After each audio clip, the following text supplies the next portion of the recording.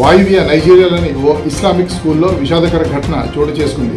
Zamfara రాష్ట్రంలోని Islamic పాఠశాలలో భారీ అగ్ని ప్రమాదం సంభవించి 17 మంది చిన్నారులు ప్రాణాలు కోల్పోగా మరో 17 మందికి గాయాలయ్యాయి. స్కూల్ ప్రక్కనే నిల్వ చేసిన కర్రలకు మంటలు అంటుకుని ఈ ప్రమాదం జరిగినట్లు అధికారులు అనుమానిస్తున్నారు.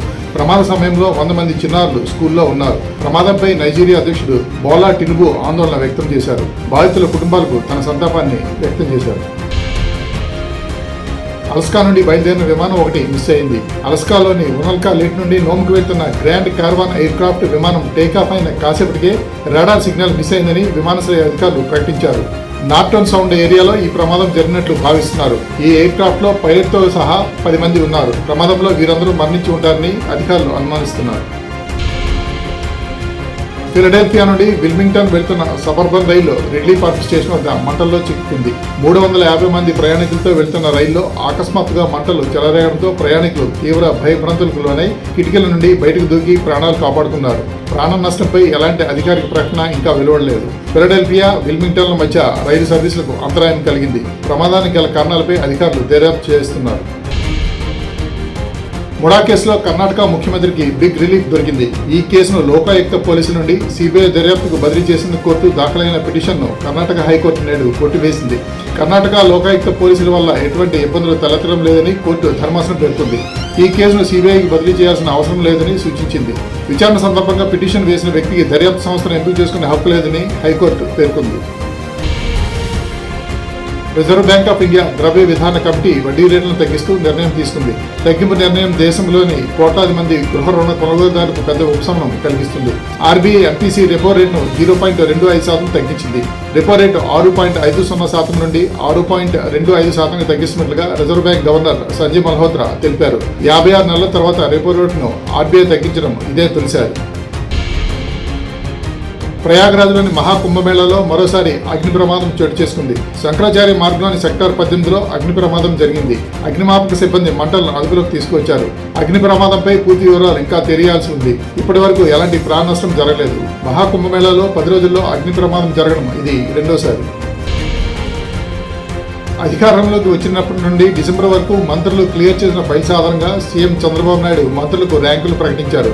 ఎన్ఎండి ఫరూక్ మొదటి ప్లేస్ లో నిలవగా చివరి ప్లేస్ లో వాసంశెట్టి సుభాష్ ఉన్నారు. ఫైళ్ల క్లియరెన్స్ లో 2వ ప్లేస్ లో కొందల దుర్గేష్, 3వ స్థానంలో కొండపల్లి శ్రీనివాస్, 4వ ప్లేస్ లో నాదెండ్ల మనోహర్, 6వ స్థానంలో ముఖ్యమంత్రి చంద్రబాబు, 8వ స్థానంలో నారా లోకేష్, 10వ స్థానంలో డిప్యూటీ సీఎం పవన్ కళ్యాణ్ నిలిచారు. ఫైళ్లను త్వరితంగా క్లియర్ చేయాలని, ఆయా శాఖలపై మరింత శ్రద్ధ వహించాలని మంత్రులకు చంద్రబాబు నాయుడు సూచించారు.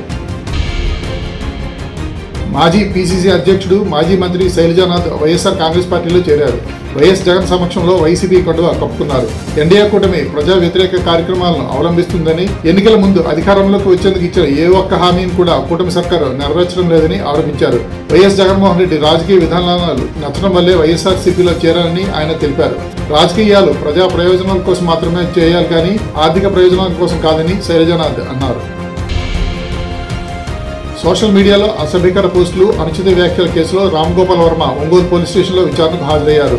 ఒంగోలు రూరల్ సీఐ శ్రీకాంత్ బాబు ఆయన్ను విచారిస్తున్నారు. మద్దిపాడు మండల తెలుగుదేశం పార్టీ ప్రధాన కార్యదర్శి రామలింగం ఫిర్యాదుతో పోలీసులు రామ్గోపాల్ వర్మపై కేసు నమోదు చేశారు. ఎఫ్ఐఆర్ను కొట్టివేయాలంటూ దాఖలు చేసిన క్రాస్ పిటిషన్ విచారణలో భాగంగా హైకోర్టు రామ్గోపాల్ వర్మకు బెయిల్ మంజూరు చేసి పోలీసు విచారణకు సహకరించాలని ఆదేశించింది. వనపర్తి జిల్లాలో ఘోర రోడ్డు ప్రమాదం చోటు చేసుకుంది. కారును కంటైనర్ డీసీఎం ఢీకొనడంతో ఇద్దరు అక్కడికక్కడే మృతి చెందగా మరో 4గురికి తీవ్ర గాయాలయ్యాయి. మరొకరి పరిస్థితి విషమంగా ఉంది. హైదరాబాద్ నుండి నందికొట్కూరుకు వెళ్తుండగా వెల్దూరు గ్రామం దగ్గర డీసీఎం వ్యాన్ సడన్ బ్రేక్ వేయడంతో వెనకే వస్తున్న కారు డీసీఎంను ఢీకొట్టగా కారును కంటైనర్ ఢీకొట్టింది. కంటైనర్ డీసీఎం వ్యాన్ మధ్యలో కారు ఇరుక్కుపోయి నుజ్జునుజ్జయింది. పోలీసులు కేసు నమోదు చేసి దర్యాప్తు చేస్తున్నారు. రంగారెడ్డి జిల్లా పెద్ద అంబర్పేటలో స్కూల్ వ్యాన్ కింద పడి ఎల్కేజీ విద్యార్థిని మృతి చెందిన నేపథ్యంలో ఆర్టీఐ అధికారులు అప్రమత్తమయ్యారు. వనస్థలపురం వద్ద స్కూల్ వ్యాన్లను తనిఖీ చేశారు. నిబంధనలకు విరుద్ధంగా ఉన్న 10 స్కూల్ వ్యాన్లను సీజ్ చేశారు. ఆర్టీఐ నిబంధనలకు విరుద్ధంగా తిరుగుతున్న ప్రైవేట్ స్కూల్ వ్యాన్లపై దృష్టి పెట్టామని అధికారులు తెలిపారు. నిబంధనలు పక్కగా పాటించాలని, లేదంటే కఠిన చర్యలు తప్పవని ఆర్టీఐ అధికారులు హెచ్చరించారు.